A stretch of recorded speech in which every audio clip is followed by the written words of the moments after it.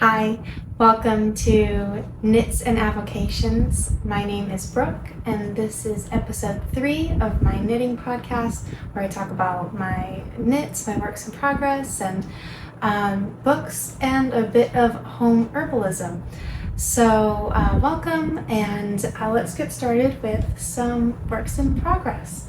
So I wrote down everything that I wanted to share with you today because I use my phone for my recording, and so I found that in the last 2 episodes I forget things that I wanted to say, and so I wrote down things this time. So I'll be looking at this to make sure that I keep on track and I share everything I wanted to share with you guys today. So I've worked on everything, all of my WIPs since last time I chatted with you. It's been a few weeks, and I've worked on at least a little bit on everything. So what I am almost most excited about, because I feel like all of a sudden, this has been a long work in progress, and then all of a sudden, this is my cowl, all of a sudden I realized, oh my gosh, I'm almost done. Like this really doesn't have that much left to go. Let me get the pattern so I can tell you, because I cannot tell you off the top of my head what it is. This is a cowl.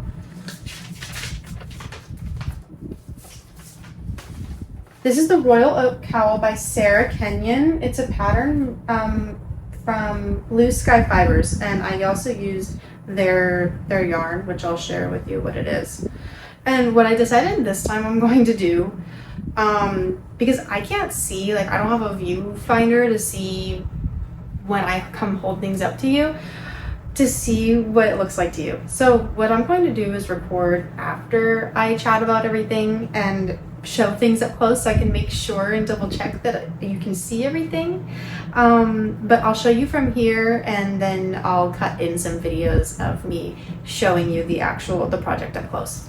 So this is the Royal Oak Cowl. It's really coming along.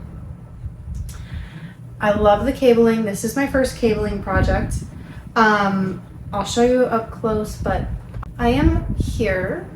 But here's where I was last time, and so a decent amount of work on this, and I feel like it's been going really quick. I think once I nailed the pattern down, really, you get into a rhythm with it, and once you figure out the cablings, because there's so many different directions that you're cabling with this throughout the pattern, and it's an 8-round repeat, and so once you've worked that 8-round repeat enough times, you kind of get the hang of the cables a little bit more. And now that I'm this far, I only have, what I've been able to notice is that by how many times this twists, that's how many repeats I've done. And so when I count that up, I'm supposed to do 11 repeats, 11 times, until it's about 13 and a half inches.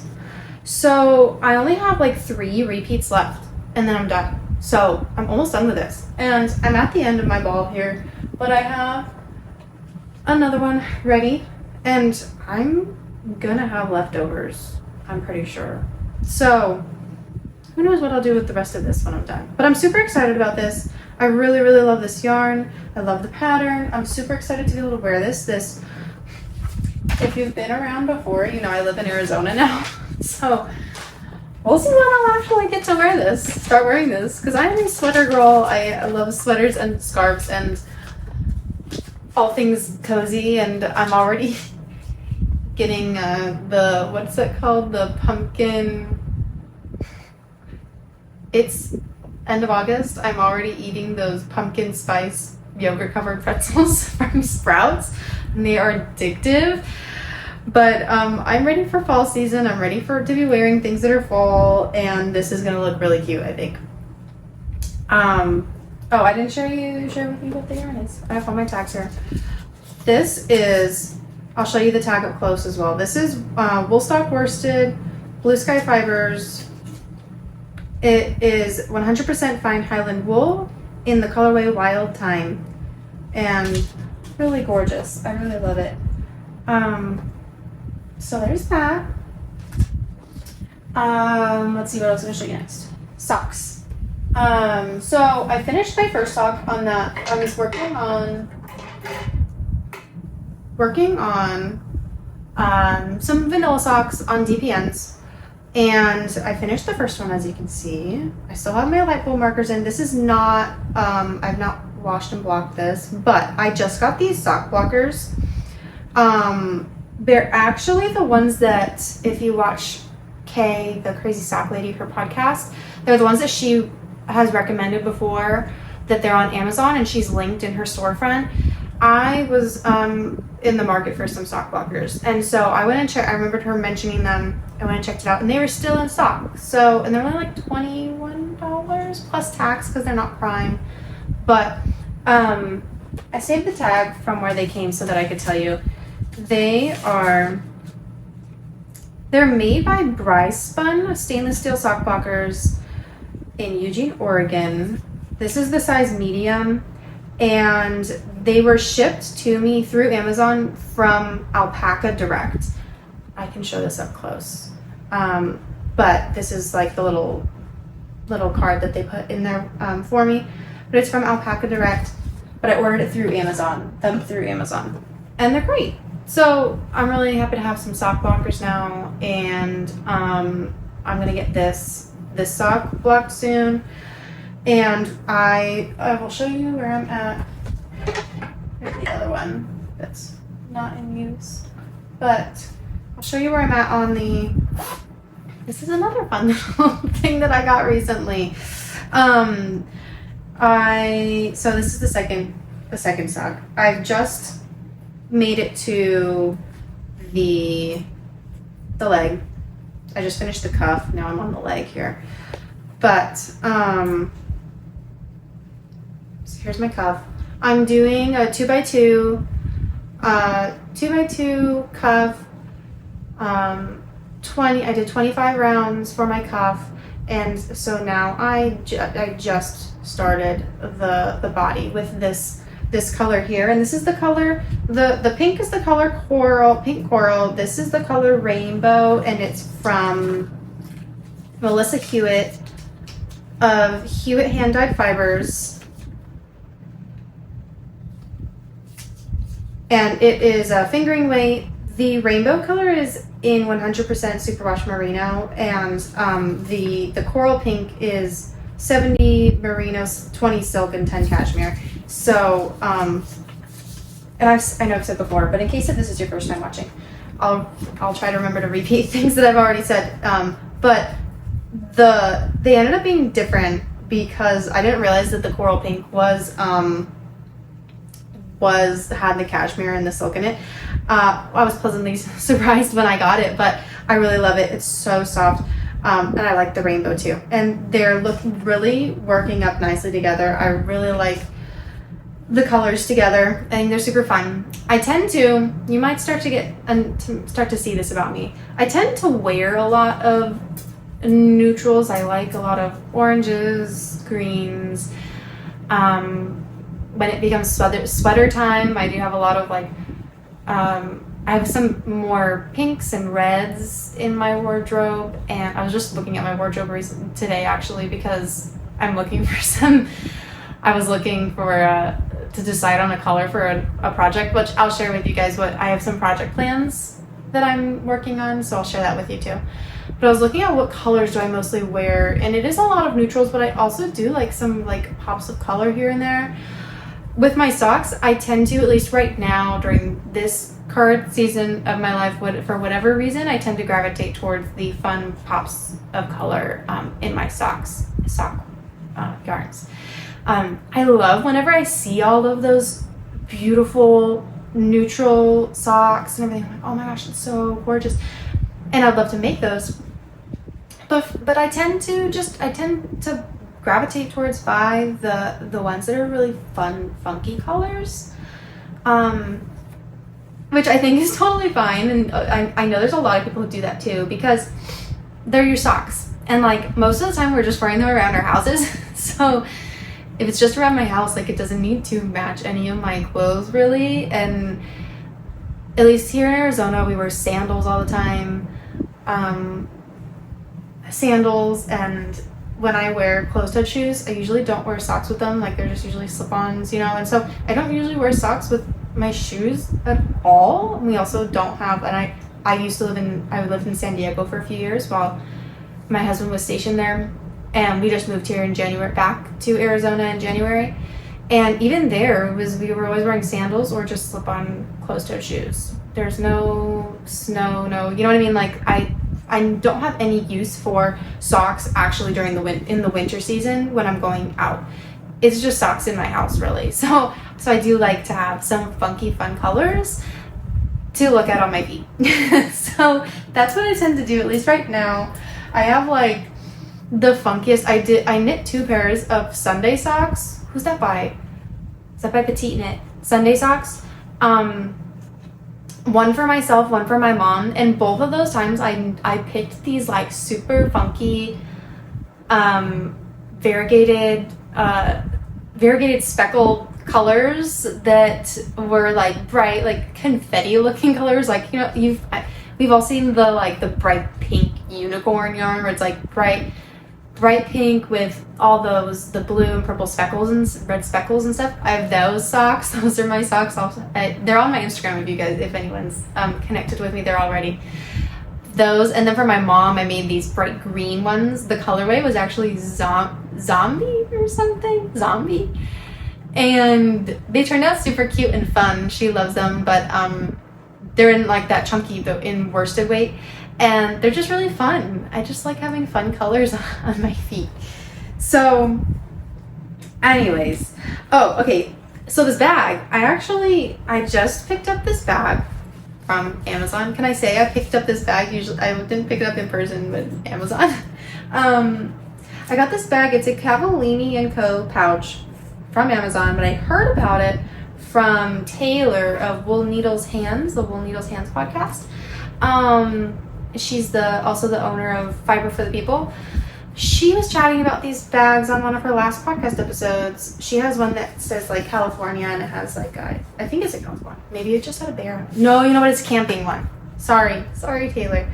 It doesn't say California. I'm thinking California because it has a bear on it, I think. It's like a camping one. It has like a tent and a bear, and it's like a whole camping theme. And I was like, if you watched the last episode, I was chatting about how I use my carpet bag for all my projects. It's great because I can fit a lot of projects in here. I can fit a lot of notions and all the things, right? But it's kind of cumbersome for if I want to take it in the car, take a project in the car or things like that. And so I needed just a small project bag. Don't have any small project bags. And so when she shared those, I was like, she said they were on Amazon. So I was like, oh, I'll check that out. See, she said there were other designs. There are super cute designs on there. So if you need a project bag that's small, and this was they're like $13.99 plus tax because it wasn't Prime, but it was still, this one was on sale for $13.99. It was cheaper than the other designs that were on there, but there were super cute designs, lots of floral prints. There were ones with floral, mushrooms, stars, all kinds of things. So yeah, I really like this, and it's the perfect size for socks. So I'm housing my vanilla socks in here right now. Oh, and I did not mention the pattern I was using for my vanilla socks. I'm using Kay's vanilla sock pattern on DPNs for these. And like I said, though, the only thing that I changed was the 25 rounds for the cuff and a 2x2 rib. And then I did go to, I went a little farther on the leg. I went 5, maybe 10 rows longer on the leg, which I don't know if I love yet. We'll see when they're done. If I like that long of a leg, I might go shorter next time. But it was kind of by accident because I was trucking along, and then I realized, ooh, I'm already like 3 rows over. I might as well just go 5 stitches more. it was either 5 or I think it was just like 5 stitches more. I think I did 65. I think it's supposed to go to 60 on the leg, and I went to 65. So it's a little bit longer. So those are my socks. Do I want to show the blanket or the shawl next? Let me show the blanket and then I'll show you the shawl.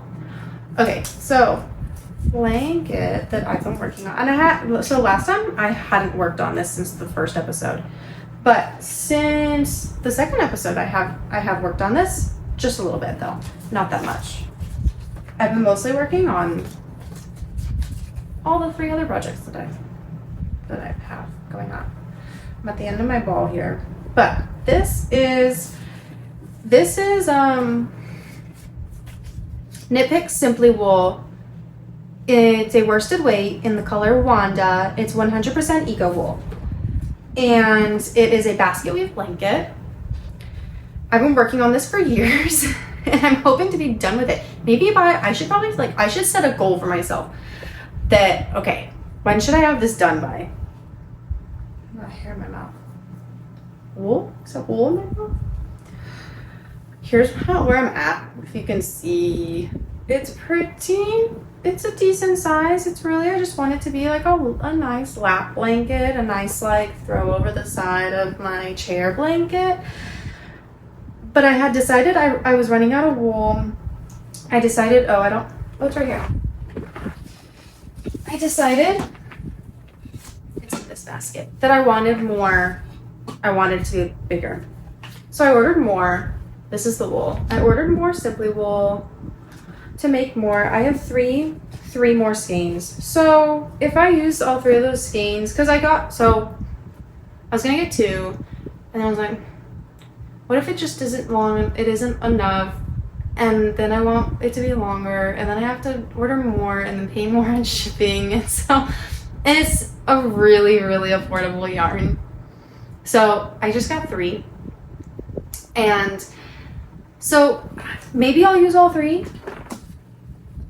and then see, where I'm at. If I use all 3, then I might be doing this for a little while longer. I like this pattern. This is just based off of I'll hold it up because I don't think you can see my lap, but I'll hold it up so that you can actually look at it while I'm talking about it. The basket weave stitch is just based off of a stitch that I found on Pinterest years ago, and I was like, oh my gosh, I really want something out of that. It's just so pretty. I want a blanket out of that. I tried to find a pattern that I liked. I found one that was a basket weave blanket, but I didn't love the way that the actual weave turned out as much as I liked the picture that I found on Pinterest of the stitches. But it was a free pattern. It's by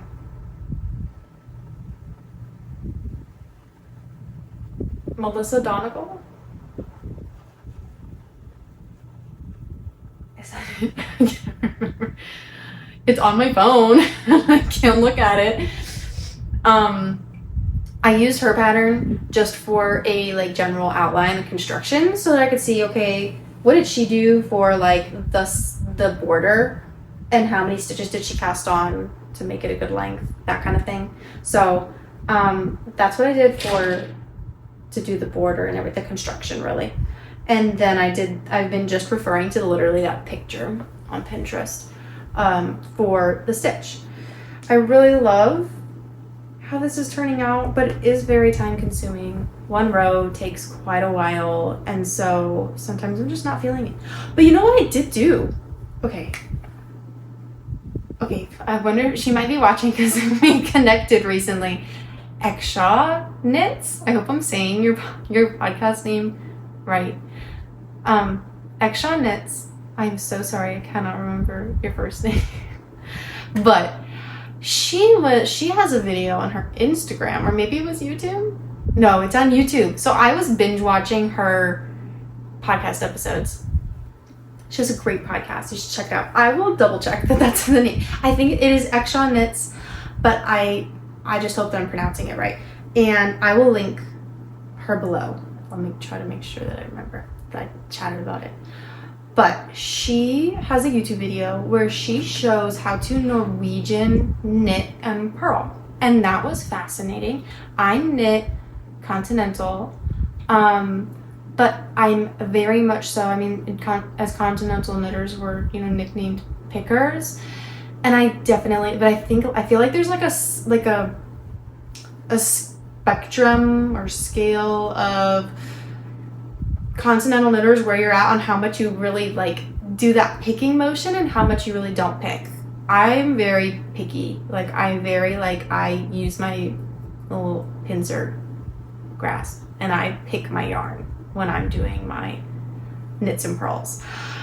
And when she posted, I watched that video of her showing how you can continental style, it's Norwegian knitting and purling, and you can purl without bringing your yarn to the front.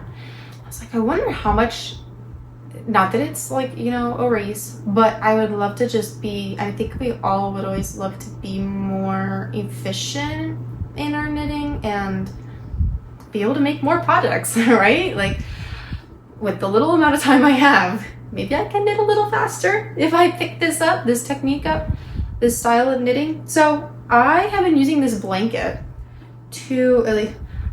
I say that, but I did like 2 rows recently. The last all purl row that I was working on, which I think I'm still like in the middle of, I started testing out this Norwegian purling. And I like it, but it's definitely like something that I would need to spend some time working on to build some muscle memory for it and to figure out tension.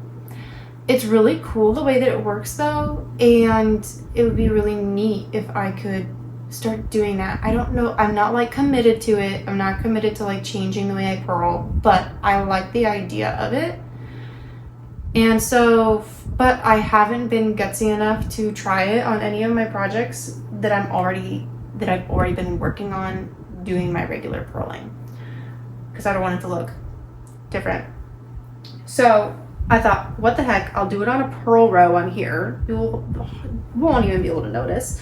So maybe I'll keep on just doing that on this, especially with a worsted weight yarn. That's pretty like easy to start getting the hang of it. I really like that style of purling. I've also kind of been, since I watched that video, been working on like my knit stitch. How can I tension better?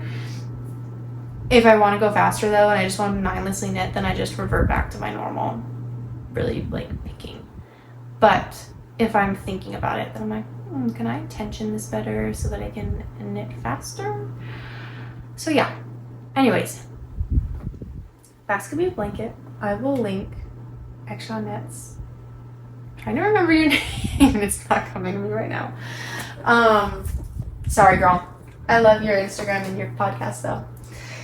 So she also has patterns and yarn. Yeah, and yarn too. She has patterns and yarn. So check her out.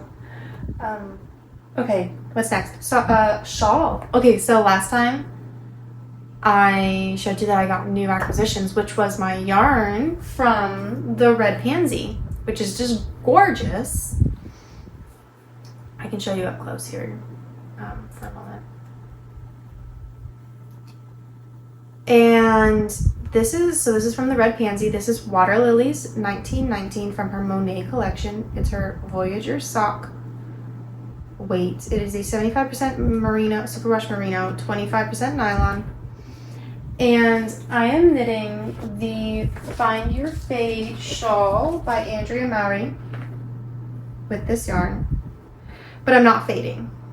I found this yarn and I was like, I need this yarn. It is gorgeous and I need it in my life. But what am I going to make out of it? I wanted to make a shawl. And I'm doing this so that you can, I'm taking out my like little claspy thing so that I can spread it out and you can see. Which side is the front? This is the front. So this is it so far. It's kind of getting long and I don't want it to fall off the needles, but this is it so far. I love the colors. The lace is really fun. So I'm just doing this one color all the way through. I'm just gonna make the whole Find Your Fade shawl with just this color because I really love it. I've never done lace. The lace is really fun. The rest is garter stitch. Gosh, what? Those of you who have long hair, does your hair get caught in your projects like this all the time? My goodness. So yeah, so that's my shawl so far. I really enjoy it. It's really quite a mindless knit actually, because there's a lot of garter, and even the lace, once you get going, it's pretty, like, you kind of gotta pay attention, but like you also kind of can get a rhythm going. It's really pretty fun. I'm really enjoying this so far. The one thing I don't quite love, and this may just be because this is a fingering weight. I'm used to knitting a fingering weight on really small DPNs, right? So to knit this on these needles that are just a tad bigger, I don't quite care for. I don't know. It's something about the feel of just this finer yarn with bigger needles. Does anyone else feel that way sometimes with certain projects? No, I'm like not complaining at all, but like that's my only thing. It's kind of I don't know how much I love that, but I think it's just because I'm used to having a fingering weight on small needles and then a bigger, thicker yarn on a heavier yarn on bigger needles. Anyways, I digress. Okay, so that's my Find Your Fade shawl. And hopefully I left some time in there as I was explaining it to come up close and show you. Those are all my works in progress. Yeah? Okay, so let's see. I had some other things I wanted to share. Oh, in the beginning of this episode, it could be at the end. I don't know where I'm placing it yet. But I made an herbal salve. And I thought I'd share a little bit about that with you. So I like to do a lot of, I really, in our home, take a very natural and holistic approach to health and well-being with a lot of prayer in our house. And so I made a salve because my husband used up all of the last of our salve, and it's just a multi-purpose salve that I use we just use for everything, use it for a lot of stuff. And he used it recently, used it all up, so he was like, I need you to make more. And so I did. Since the last episode, I did make more, and so I thought, since I want to talk about herbal remedies and stuff, I will share that on the podcast. So that was a video of me making the herbal salve. What it is, if you were wondering, is it's dry herbs baked in extra virgin olive oil, and I used lavender. I believe I used some rose petals. I used calendula, which is great for the skin, and I used chickweed, which is great for like skin irritation and inflammation, things like that. So it's those 4 herbs in extra virgin olive oil and baked, and so that the herbs infuse into the oil. So then you essentially have like an herbal oil, though. The properties of the herbs infuse into the oil. Then you strain it, and then you take did I do anything else other than beeswax? I think I just used beeswax. I use beeswax pellets. So I take my beeswax and I heat that in a double broiler. No, you know what? I didn't do it in my double broiler this time. I did it in just a saucepan. Heated up my beeswax, and then I take the strained herbal infused oil and add that to the beeswax, and then pour that into tins, and that's my herbal salve. And it's great. It works great. We use it on all kinds of things, and so that's what I was working on there.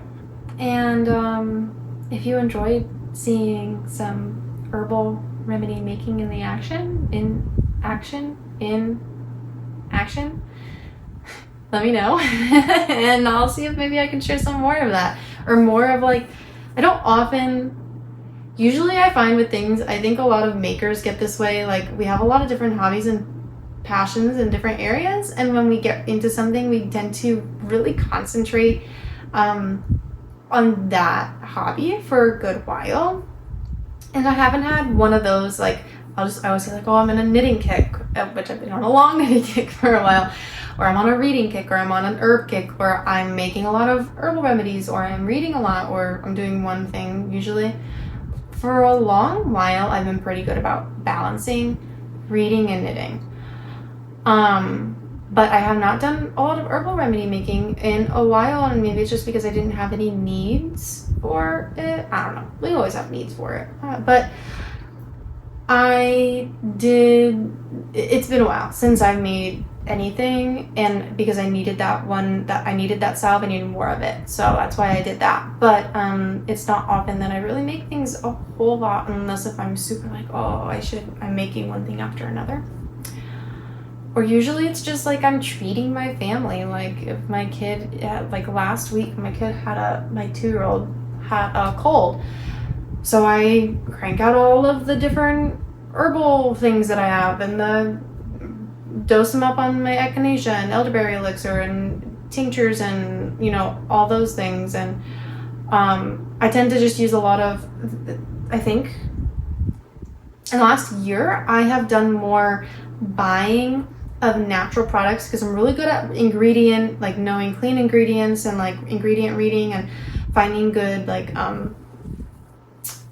whatever we need, finding a clean version of it.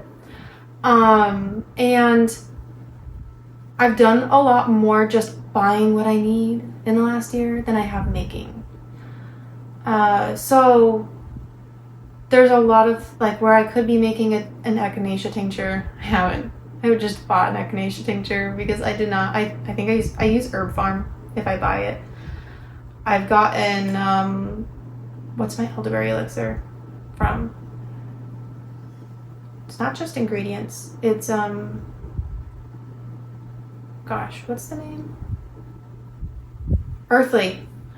Earthly has awesome products. Anyways, if you're not interested in this and you tune out and find another video to watch, totally okay.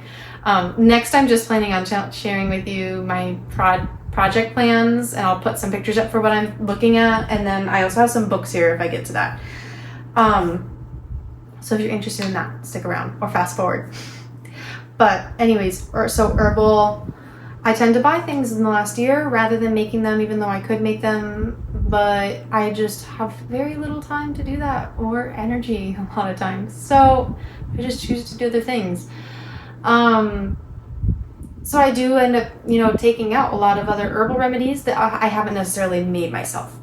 So if you all are interested in things like that, or remedies for things, or if someone's in my house is sick and you're interested in, what are you using for all of that, let me know. Yeah. Because I do a lot of that, a lot of taking care of our family. We don't get sick a whole lot. We're really healthy.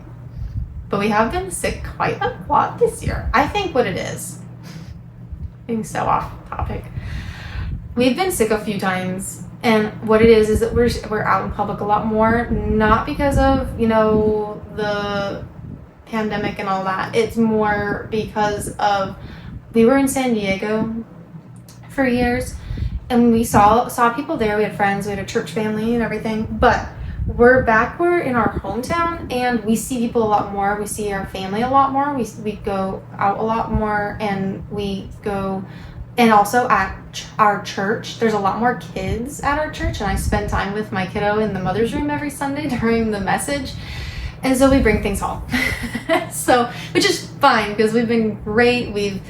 And I'm all for the germs and my kiddo getting sick and recovering and building up his immune system. I am 100% immune system supporting, but yeah, it still kind of sucks when we get sick. We did not get sick praise the Lord, when my son got sick last week with a cold, but I was dosed up on all my vitamins and tinctures and stuff. But anyways, okay, enough about herbs. Okay, project plans. I will put pictures up as I'm talking about these.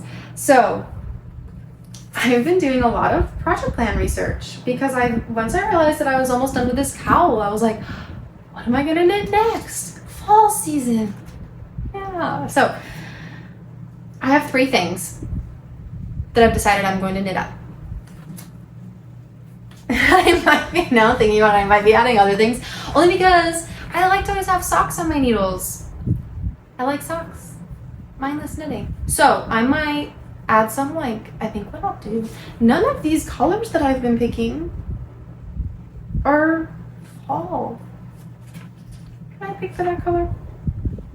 Yeah, none of these are really fall. Okay, these are more like gift knitting. 2 gifts and 1 regular one for me. So maybe I'll pick some socks, a sock pattern that's not vanilla, and do some fall colors. Maybe we'll see about that. But here's the 3 projects that I want to do to start. Next, I'll be working on obviously the blanket and the shawl for a while. Cowl's almost done, and then the socks are almost done. So I'm going to make some mittens. Dad, if you're watching, don't say anything to Mom because she asked for mittens and I'm knitting them for her. Don't spoil it. This might be a Christmas gift. My dad watches. Thanks, Dad. So I'm going to knit some mittens. I'm going to use the pattern Last Minute Hansel Pin. It's German. Mittens by Suzanne Miller of Paula M. Strick Design. She's a German knit designer. She's actually pretty popular, I found. I've picked her pattern, then I followed her on Instagram. I was like, oh, I've seen her patterns before. It's a fingerless, show a picture, fingerless mittens pattern I'm knitting for my mom because she asked for some. She's a teacher and she spends a lot of time, we are in Arizona, but it does get a little chilly in the winter. And my mom said with love is a wimp when it comes to winter weather, cold weather at all. So she asked for some mittens so that when she's out on duty, she can have some mittens to keep her hands warm. So I'm starting now. I'm being good and starting my Christmas gift now. Maybe she'll get it early if it's cold enough. It probably won't be cold enough by November, December for her to need them. She can wait till Christmas. I'm going to use Rowan Alpaca Soft DK and I was between these 2 colors. Maybe I'll put up both colors, but I got my husband's opinion. And we decided on the lighter purple. I was looking at kind of like a deep, it's not purple, I can't remember what it's called. A deeper, brighter color, pinky purple. And then a more lilac purple I think it's called Enchanted. And it's gorgeous. And so I'm going to knit this up with knit this pattern up with that. And I think I'll only need 1 skein. So, since I'm ordering a skein from Rowan, I hope I'm pronouncing that right. I'm also going to knit the Romanticist Bandana by Meredith Campbell. I heard about this pattern from Emily of the High Fiber Knits podcast, and she said it was a really good bandana pattern, and I've not knit a bandana before. And I would love a quick knit. I would love something for my wardrobe, and it's really cute. It's really pretty. And I haven't decided what color I'm going to pick yet. I was between the Rowan 100% cotton. The pattern calls for Rowan 100% cotton, or it calls for that, but I was looking at either that or the Rowan cotton cashmere because I was wondering, do I want cashmere in it because wouldn't it make it softer and nice? But then I was looking at the colors and I liked all the color options better in the 100% cotton. So I think I'm going to pick up a 100% cotton. I just don't know what color I want to pick yet because they're all really pretty. And I don't know, I should go with a neutral so that it goes with a lot of my wardrobe. What I was thinking is that I would do a neutral, and then if I like the yarn, then I can always get more of that yarn and do another bandana in another pattern and another color. But then I know that at least that I like that cotton, that Rowan cotton. Did I say what? It's alpaca. Alpaca soft DK. So, wait, no, that's the mittens. It's not alpaca soft DK. It's Rowan. I didn't write it down. Rowan. I can't remember what it's called, but it's just their 100% cotton. Okay, so those are two of the projects. Third project. You guys, I'm knitting a sweater. I know I talked about this last time. And I have not knitted a sweater before. And how I mostly knit accessories and socks and things like that. And that I was trying to be a podcast that wasn't doing sweaters yet, so I could show like where I'm at really. Because a lot of knitting podcasts are, they're further along and they knit a lot of garments. Well, I don't knit a lot of garments yet. I really knit a lot of accessories, blankets and stuff, right?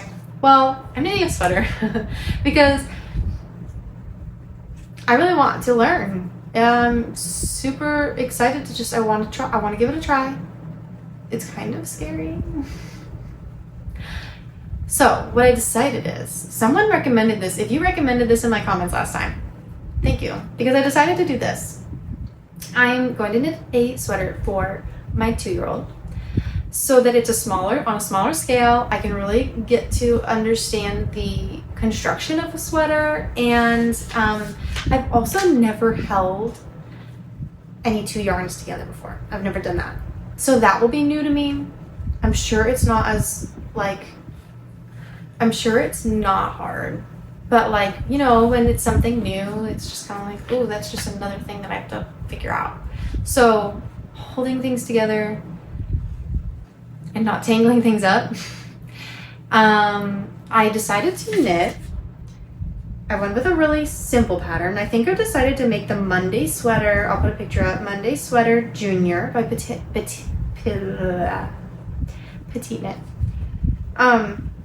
It's a top-down design with raglan increases to shape the yoke, and it seems like one of the most common types of sweater designs that I've seen, which also makes the most sense to my brain because, and maybe that's because I've watched so many podcasters knit that style, that construction.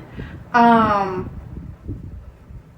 have notes here of what yarn I was looking at too, and I wanted to ask you guys your recommendations here, but I watched so many other podcasters knit those up, and it seems more familiar to try that type of construction versus another type of construction, because I was looking at the different toddler kids sweater patterns, and I'd look at one and I'm like, wait, I don't understand. I'd look at like the description of how it's put together, and I'm like, what?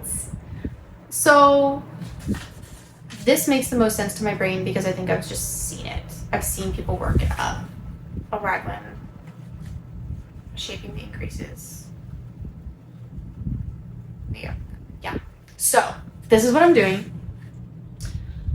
I'm excited. First sweater. I'm considering the recommended yarns. There's 2 options. I'm just going to go with the recommended, but I just don't know which of the recommended I'm going to do. She offers 2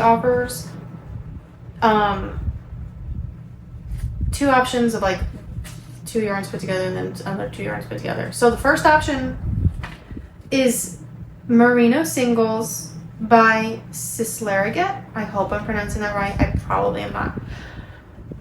Cislariget.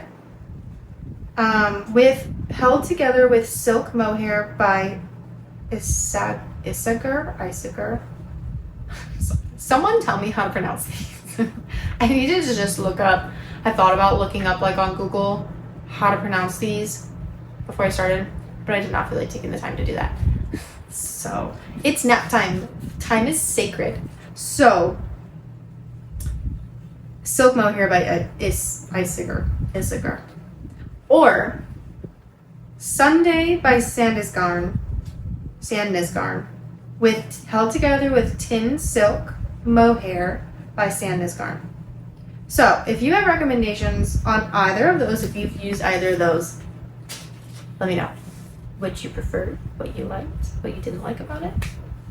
I think I'm leaning towards the Sizzler Get held together with the silk mohair by Iciger. I think she also had another option for the silk mohair there, but I just was going with the Iciger one because that's the one I've seen the most, and I think that if they're more I don't know, my philosophy is if they're more popular, then the shipping is easier and the website is easier. I think I found the colors that I want to do. I may or may not pop them up here for you. We'll see. Yeah. So I'm super excited about that. Any tips for starting a prepping or starting a sweater? Let me know. Yeah, we'll see. I need to figure out needle size too. I have not looked at that yet. I was just looking at yarn and pattern and yarn this morning. I made all these decisions this morning, you guys. I started last night and then it was like almost midnight and I was like, I need to go to sleep. And then when I woke up this morning, I was still excited about it. And so I started looking at it more. I spent my entire like quiet time this morning, rather than doing my quiet time with the Lord or rather than doing any knitting, I spent my quiet time looking at patterns and deciding on yarn. So I made decisions at least. Yeah. So those are my whips, those are my plans.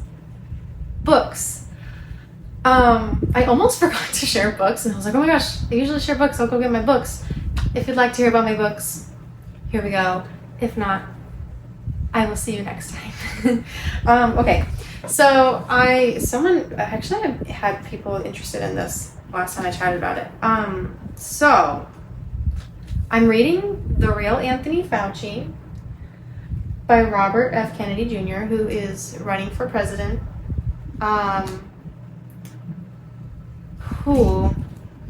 This book, I'm a little more than halfway through. I did get the audiobook as well to pair together because it is hefty.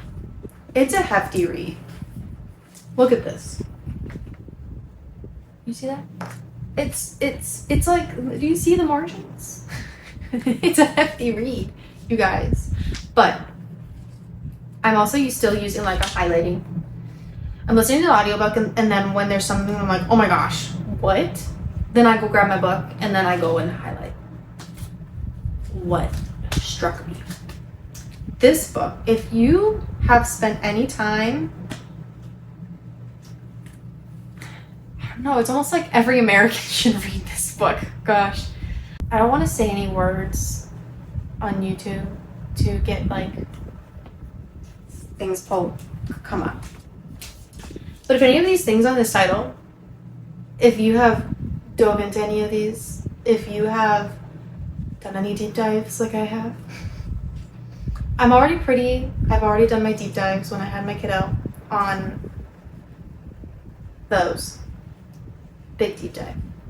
And I've never gone back.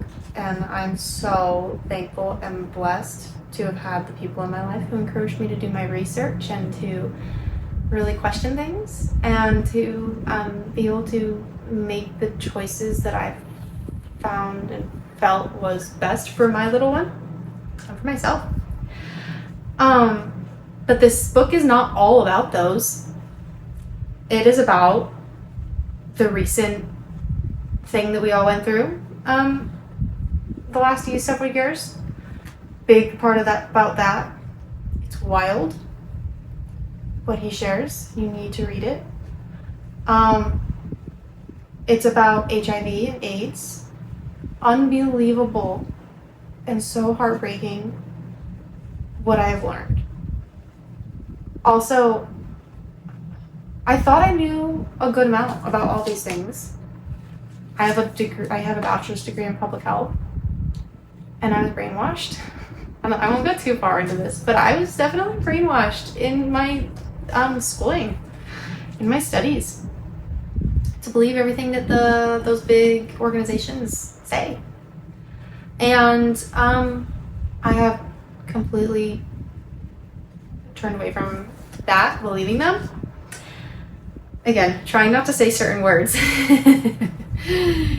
So hopefully you get my, you catch my drift here. But I've learned so much. If you have spent any time in healthcare, or know anyone who's been affected by the last 3 years medically wise, or if you know anyone who's been affected by HIV/AIDS, I don't know what the rest of the, I still have a little bit less than halfway to go, so we'll see what the rest of this is about. But up until this point, a lot of it has been those couple of things. It's very heartbreaking. I won't say, for lack of a better word, I enjoy this book. You will enjoy this book, not for the sense of the word enjoy, but for the sense that it is a good book that everyone needs to read. You need to hear what's in this book. Yeah, I'll leave it at that. It's a good book. It's a good book. It's hard to read, and it's taken me a while. But I'm glad that I'm taking the time to read it, because I'm glad that I'm becoming aware of these things. He also cites everything. So if you want to make sure that you're getting it from reliable sources and that he's getting all the citations accurate, you'll be happy that this has a lot of citations. After each chapter, there's so much citation that after each chapter, there's pages of citations before the next chapter. That's how they did it, which I like. Okay. We talked a little too much about that book, but yeah, okay. I won't say anything else. This is another book that I'm reading. So that book I'm reading for book club. I run a book club of moms in the area, and we actually doubled up this month. We are reading The Real Anthony Fauci, and we are reading Triggers, Exchanging Parents' Angry Reactions for Gentle Biblical Responses. I was not sure about this book at first. And girls, I know that you're watching. My girlfriends from book club, that 2 of them also have YouTube channels, and so they watch my episodes because they are good friends and support me. And so I was not sure about this book at first, you guys. Wasn't sure because it's a little older. I don't know. I wasn't sure, but it is so good. It's so good. Like, I'm highlighting. So a lot of this was secondhand. I get a lot of my books secondhand. So there's a lot of like underlining in here from the last person who had it. There's actually notes in the back of it too from the last person, which is kind of cool. But I'm highlighting a ton, like a lot. And each chapter is very short, very digestible, and it addresses so much. Mamas, read this book. Also, mamas, read the last book I talked about. But mamas, read this book. It's really, really good. There's so much that talks about. I'll share with you some of the things that are on the table of contents. Okay.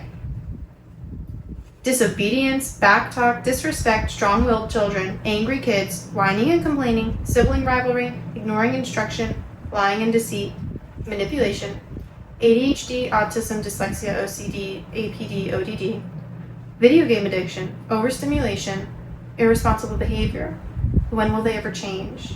Then it goes into, those are all external triggers. Then it goes into internal triggers. Lack of faith, generational habits and patterns of sin, depression, postpartum, hormonal imbalance, exhaustion, running late, no personal space, going it all alone, challenging relationships with in-laws or lack of family support, all the noise, rough housing, messy homes, the pressures of multitasking, times of transition, caring for sick children and ailing parents, stress, feelings of guilt.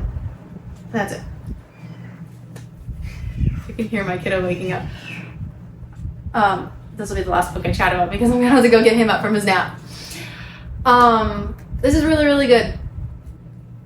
Mamas should read this. Yeah, I really like it. It's so, the chapters are so short and digestible. It's so, like, I feel like I can read it even when my kid is up and around because I feel so accomplished. You know, like when chapters are really long and you feel like you have to sit down and get through a whole chapter. I like to finish a chapter. I don't like to pause in the middle of chapters.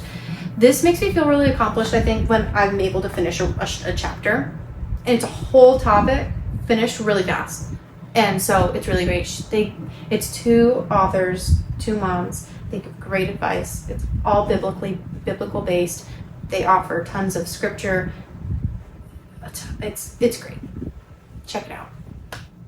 I was able to get both these books, actually all these books that I have right here, secondhand from thrift books. If you're not on thrift books, check it out.